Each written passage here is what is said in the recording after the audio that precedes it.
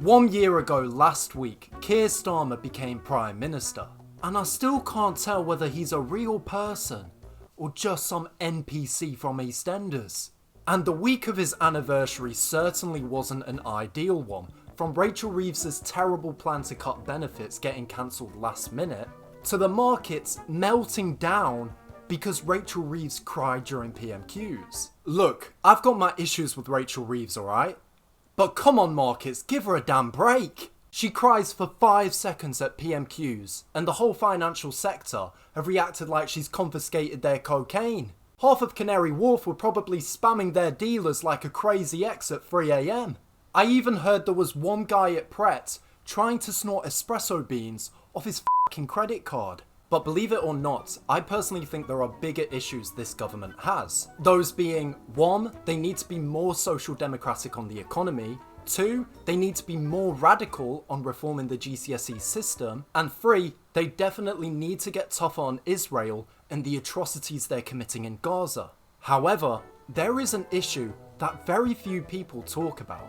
And that's why this week, well, the last year, I've been worried about this. This is the year we roll up our sleeves and reform the NHS.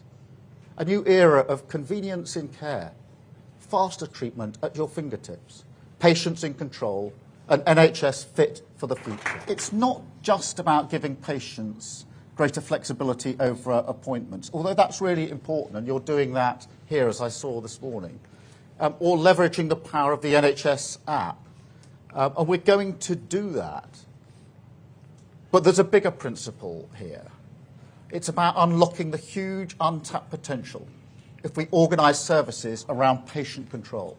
We will also move care closer to their lives, shift treatment away from hospitals and centres, and deliver more care at their GPs, in their community and in their homes. If we can get more GPs consulting immediately with specialists, diagnosing even more quickly, then we'll avoid an extra 800,000 unnecessary referrals and appointments every single year. Okay, now I hope there are many of you who didn't click off after that, because I promise you, this isn't a try not to sleep challenge. And clearly I failed. But that right there was a speech from the Prime Minister 6 months ago now. And it's just one of many examples where only political geeks like me could understand it. I mean, hey, what can I say? My girlfriend once said, let's watch a comedy. I showed her Liz Truss losing her seat. But okay, yeah, the speech was clearly about the NHS, but it was more about reforming the NHS for the better. And it included solutions like modernising the NHS app, renting out more spaces to treat patients, and building hubs where you could just walk in and get a scan or a test without booking it in advance. But let me sit here for a moment like f***ing Dora the Explorer and ask you, did you learn all that from that speech?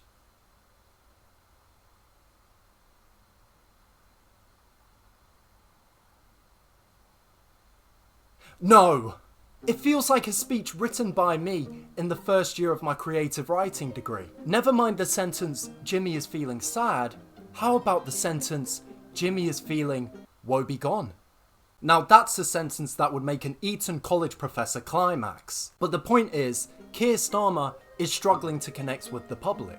He trades being short and concise with the personality of someone who'd refer to missionary as a bit of rompe-pompe.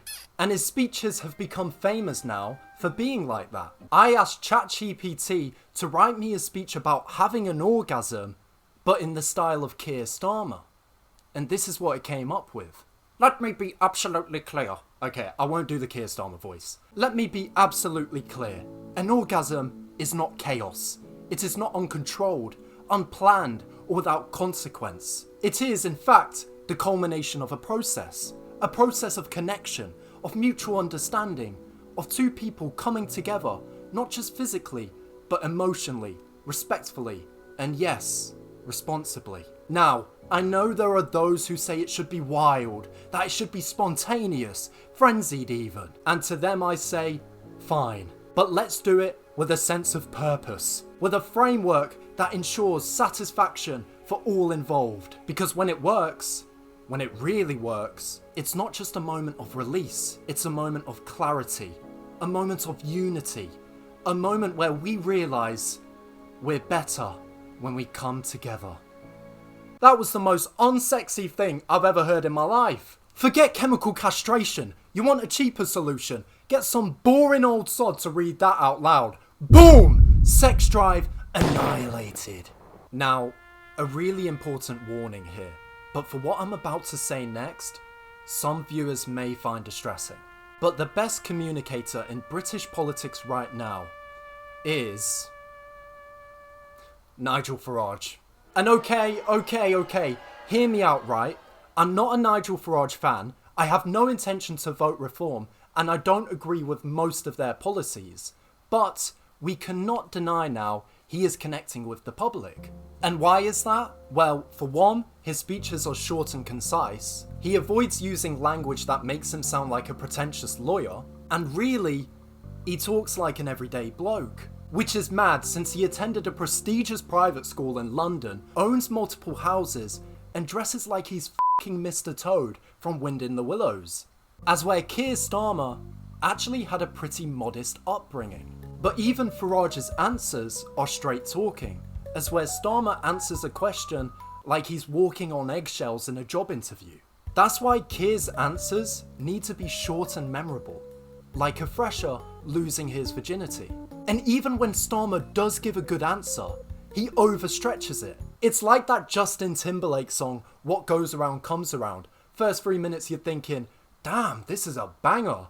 Next 3 minutes you're like, alright Justin, this is great, but maybe time to wrap it up now. And then by minute 9 you're thinking, f***ing hell, did James Cameron direct this song or something?